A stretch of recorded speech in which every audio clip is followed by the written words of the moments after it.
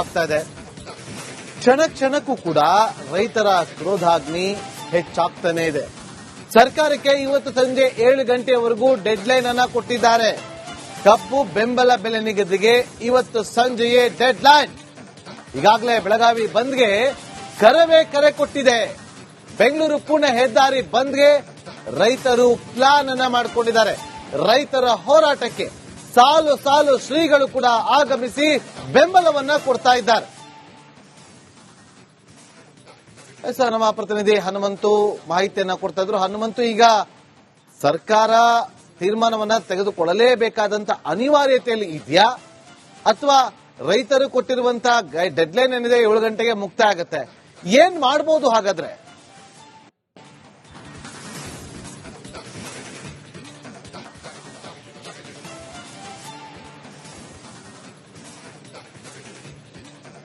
ನಾಗೇಂದ್ರ ಬಾಬು, ನಾನು ಆಗ್ಲೇನೆ ಹೇಳ್ತಾ ಇದ್ದೆ, ಸರ್ಕಾರಕ್ಕೆ ಕಬ್ಬು ದರ ನಿಗದಿ ಏನಿದೆ ಇದು ಒಂದ್ ರೀತಿ ಕಗ್ಗಂಟು ಆಗಿರುವಂತದ್ದು. ಯಾಕೆ ಅಂತಂದು ಹೇಳಿದ್ರೆ, ಬಹುತೇಕ ಮಾಲೀಕರು ಯಾರಿದ್ದಾರೆ ಅವರು ಒಂದಷ್ಟು ಅವರ ಹಿತಾಸಕ್ತಿಗಳು ಕೂಡ ಇದರಲ್ಲಿ ಇರುವಂತ ಕಾರಣಕ್ಕಾಗಿ ಅವರನ್ನು ಕೂಡ ಮನವೊಲಿಕೆ ಮಾಡುವಂತ ಅನಿವಾರ್ಯತೆ ಸರ್ಕಾರದ ಮುಂದೆ ಇದೆ. ಮತ್ತೊಂದು ಕಡೆಗೆ ಇವತ್ತಿನ ಸಚಿವ ಸಂಪುಟ ಸಭೆಯಲ್ಲೂ ಕೂಡ ಕಾರ್ಖಾನೆಗಳೆಲ್ಲ ಆಗ್ತಾ ಇರುವಂತಹ ಲೋಪದೋಷಗಳೇನಿದಾವೆ ಆ ಲೋಪದೋಷಗಳು ವಿಚಾರವೂ ಕೂಡ ಚರ್ಚೆಯನ್ನ ಮಾಡಿದ್ದಾರೆ.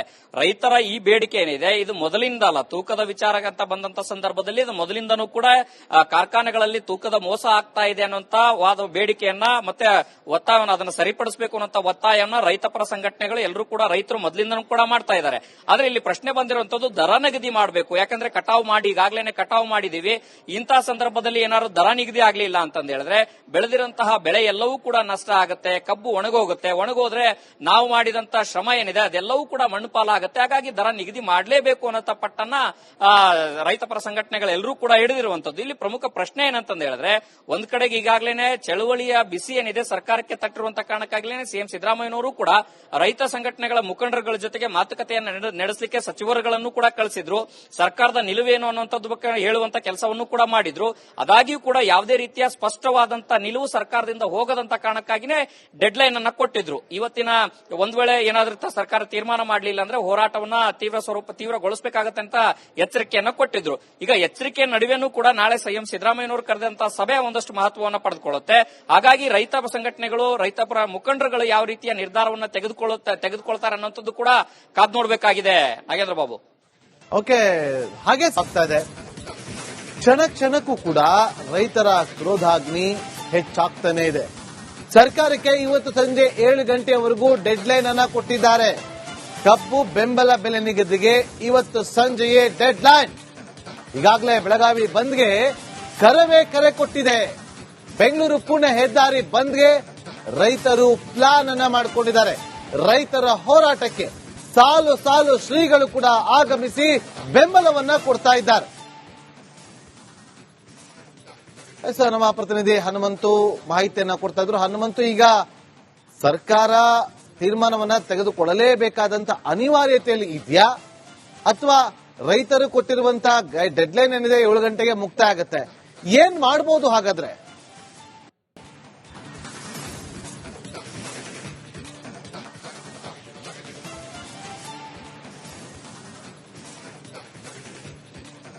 ನಾಗೇಂದ್ರ ಬಾಬು, ನಾನು ಆಗ್ಲೇನೆ ಹೇಳ್ತಾ ಇದ್ದೆ, ಸರ್ಕಾರಕ್ಕೆ ಕಬ್ಬು ದರ ನಿಗದಿ ಏನಿದೆ ಇದು ಒಂದ್ ರೀತಿ ಕಗ್ಗಂಟು ಆಗಿರುವಂತದ್ದು. ಯಾಕೆ ಅಂತಂದು ಹೇಳಿದ್ರೆ, ಬಹುತೇಕ ಮಾಲೀಕರು ಯಾರಿದ್ದಾರೆ ಅವರು ಒಂದಷ್ಟು ಅವರ ಹಿತಾಸಕ್ತಿಗಳು ಕೂಡ ಇದರಲ್ಲಿ ಇರುವಂತ ಕಾರಣಕ್ಕಾಗಿ ಅವರನ್ನು ಕೂಡ ಮನವೊಲಿಕೆ ಮಾಡುವಂತ ಅನಿವಾರ್ಯತೆ ಸರ್ಕಾರದ ಮುಂದೆ ಇದೆ. ಮತ್ತೊಂದು ಕಡೆಗೆ ಇವತ್ತಿನ ಸಚಿವ ಸಂಪುಟ ಸಭೆಯಲ್ಲೂ ಕೂಡ ಕಾರ್ಖಾನೆಗಳೆಲ್ಲ ಆಗ್ತಾ ಇರುವಂತಹ ಲೋಪದೋಷಗಳೇನಿದಾವೆ ಆ ಲೋಪದೋಷಗಳು ವಿಚಾರವೂ ಕೂಡ ಚರ್ಚೆಯನ್ನ ಮಾಡಿದ್ದಾರೆ. ರೈತರ ಈ ಬೇಡಿಕೆ ಏನಿದೆ ಇದು ಮೊದಲಿಂದ ಅಲ್ಲ, ತೂಕದ ವಿಚಾರ ಅಂತ ಬಂದಂತ ಸಂದರ್ಭದಲ್ಲಿ ಇದು ಮೊದಲಿಂದನೂ ಕೂಡ ಕಾರ್ಖಾನೆಗಳಲ್ಲಿ ತೂಕದ ಮೋಸ ಆಗ್ತಾ ಇದೆ ಅನ್ನುವಂತ ವಾದ ಬೇಡಿಕೆಯನ್ನ ಮತ್ತೆ ಒತ್ತಾಯವನ್ನು ಅದನ್ನು ಸರಿಪಡಿಸಬೇಕು ಅನ್ನುವಂತ ಒತ್ತಾಯವನ್ನ ರೈತಪರ ಸಂಘಟನೆಗಳು ಎಲ್ಲರೂ ಕೂಡ ರೈತರು ಮೊದಲಿಂದನೂ ಕೂಡ ಮಾಡ್ತಾ ಇದ್ದಾರೆ.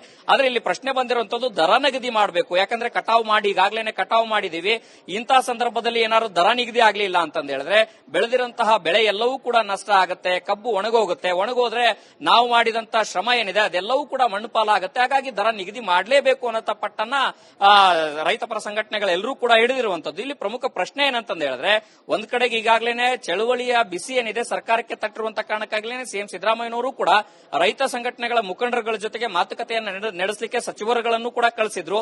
ಸರ್ಕಾರದ ನಿಲುವೇನು ಅನ್ನುವಂಥದ್ದು ಬಗ್ಗೆ ಹೇಳುವಂತ ಕೆಲಸವನ್ನು ಕೂಡ ಮಾಡಿದ್ರು.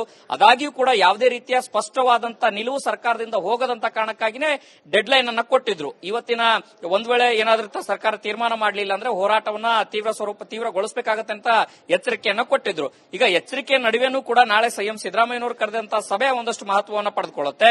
ಹಾಗಾಗಿ ರೈತ ಸಂಘಟನೆಗಳು, ರೈತಪರ ಮುಖಂಡರುಗಳು ಯಾವ ರೀತಿಯ ನಿರ್ಧಾರವನ್ನ ತೆಗೆದುಕೊಳ್ತಾರೆ ಅನ್ನೋಂಥದ್ದು ಕೂಡ ಕಾದ್ ನೋಡಬೇಕಾಗಿದೆ. ನಾಗೇಂದ್ರ ಬಾಬು, ಓಕೆ, ಹಾಗೆ ಆಗ್ತಾ ಇದೆ. ಕ್ಷಣಕ್ಕೂ ಕೂಡ ರೈತರ ಕ್ರೋಧಾಗ್ನಿ ಹೆಚ್ಚಾಗ್ತಾನೆ ಇದೆ. ಸರ್ಕಾರಕ್ಕೆ ಇವತ್ತು ಸಂಜೆ 7 ಗಂಟೆಯವರೆಗೂ ಡೆಡ್ ಲೈನ್ ಅನ್ನ ಕೊಟ್ಟಿದ್ದಾರೆ. ಕಬ್ಬು ಬೆಂಬಲ ಬೆಲೆ ನಿಗದಿಗೆ ಇವತ್ತು ಸಂಜೆಯೇ ಡೆಡ್ ಲೈನ್. ಈಗಾಗಲೇ ಬೆಳಗಾವಿ ಬಂದ್ಗೆ ಕರೆ ಕೊಟ್ಟಿದೆ. ಬೆಂಗಳೂರು ಪುಣೆ ಹೆದ್ದಾರಿ ಬಂದ್ಗೆ ರೈತರು ಪ್ಲಾನ್ ಅನ್ನ ಮಾಡಿಕೊಂಡಿದ್ದಾರೆ.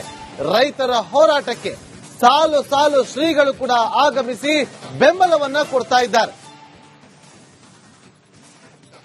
ಸರ್, ನಮ್ಮ ಪ್ರತಿನಿಧಿ ಹನುಮಂತು ಮಾಹಿತಿಯನ್ನ ಕೊಡ್ತಾ ಇದ್ರು. ಹನುಮಂತು, ಈಗ ಸರ್ಕಾರ ತೀರ್ಮಾನವನ್ನ ತೆಗೆದುಕೊಳ್ಳಲೇಬೇಕಾದಂತ ಅನಿವಾರ್ಯತೆಯಲ್ಲಿ ಇದೆಯಾ, ಅಥವಾ ರೈತರು ಕೊಟ್ಟಿರುವಂತಹ ಡೆಡ್ ಲೈನ್ ಏನಿದೆ 7 ಗಂಟೆಗೆ ಮುಕ್ತಾಯ ಆಗುತ್ತೆ, ಏನ್ ಮಾಡಬಹುದು ಹಾಗಾದ್ರೆ?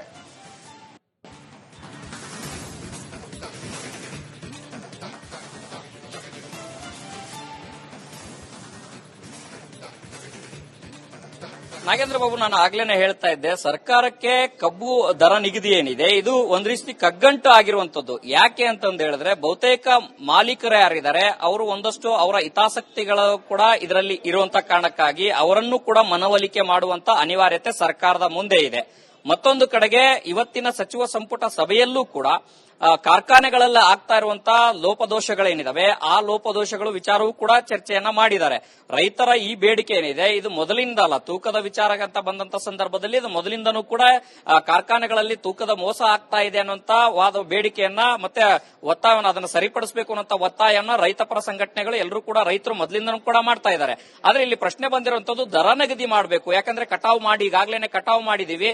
ಇಂತಹ ಸಂದರ್ಭದಲ್ಲಿ ಏನಾದ್ರು ದರ ನಿಗದಿ ಆಗ್ಲಿಲ್ಲ ಅಂತಂದ ಹೇಳಿದ್ರೆ ಬೆಳೆದಿರಂತಹ ಬೆಳೆ ಎಲ್ಲವೂ ಕೂಡ ನಷ್ಟ ಆಗುತ್ತೆ, ಕಬ್ಬು ಒಣಗೋಗುತ್ತೆ. ಒಣಗೋದ್ರೆ ನಾವು ಮಾಡಿದಂತ ಶ್ರಮ ಏನಿದೆ ಅದೆಲ್ಲವೂ ಕೂಡ ಮಣ್ಣು ಪಾಲಾಗುತ್ತೆ. ಹಾಗಾಗಿ ದರ ನಿಗದಿ ಮಾಡಲೇಬೇಕು ಅನ್ನೋ ಪಟ್ಟನ್ನ ರೈತಪರ ಸಂಘಟನೆಗಳೆಲ್ಲರೂ ಕೂಡ ಹಿಡಿದಿರುವಂತದ್ದು. ಇಲ್ಲಿ ಪ್ರಮುಖ ಪ್ರಶ್ನೆ ಏನಂತಂದ ಹೇಳಿದ್ರೆ, ಒಂದ್ ಕಡೆಗೆ ಈಗಾಗಲೇ ಚಳವಳಿಯ ಬಿಸಿ ಏನಿದೆ ಸರ್ಕಾರಕ್ಕೆ ತಟ್ಟಿರುವಂತ ಕಾರಣಕ್ಕಾಗಲೇ ಸಿಎಂ ಸಿದ್ದರಾಮಯ್ಯನವರು ಕೂಡ ರೈತ ಸಂಘಟನೆಗಳ ಮುಖಂಡರುಗಳ ಜೊತೆಗೆ ಮಾತುಕತೆಯನ್ನು ನಡೆಸಲಿಕ್ಕೆ ಸಚಿವರುಗಳನ್ನು ಕೂಡ ಕಳಿಸಿದ್ರು. ಸರ್ಕಾರದ ನಿಲುವೇನು ಅನ್ನುವಂಥದ್ದು ಬಗ್ಗೆ ಹೇಳುವಂತ ಕೆಲಸವನ್ನು ಕೂಡ ಮಾಡಿದ್ರು. ಅದಾಗಿಯೂ ಕೂಡ ಯಾವುದೇ ರೀತಿಯ ಸ್ಪಷ್ಟವಾದಂತ ನಿಲುವು ಸರ್ಕಾರದಿಂದ ಹೋಗದಂತ ಕಾರಣಕ್ಕಾಗಿನೇ ಡೆಡ್ ಲೈನ್ ಅನ್ನ ಕೊಟ್ಟಿದ್ರು. ಇವತ್ತಿನ ಒಂದ್ ವೇಳೆ ಏನಾದ್ರೂ ಸರ್ಕಾರ ತೀರ್ಮಾನ ಮಾಡಲಿಲ್ಲ ಅಂದ್ರೆ ಹೋರಾಟವನ್ನ ತೀವ್ರಗೊಳಿಸಬೇಕಾಗತ್ತೆ ಅಂತ ಎಚ್ಚರಿಕೆಯನ್ನ ಕೊಟ್ಟಿದ್ರು. ಈಗ ಎಚ್ಚರಿಕೆ ನಡುವೆನೂ ಕೂಡ ನಾಳೆ ಸಿಎಂ ಸಿದ್ದರಾಮಯ್ಯನವರು ಕರೆದಂತಹ ಸಭೆ ಒಂದಷ್ಟು ಮಹತ್ವವನ್ನು ಪಡೆದುಕೊಳ್ಳುತ್ತೆ.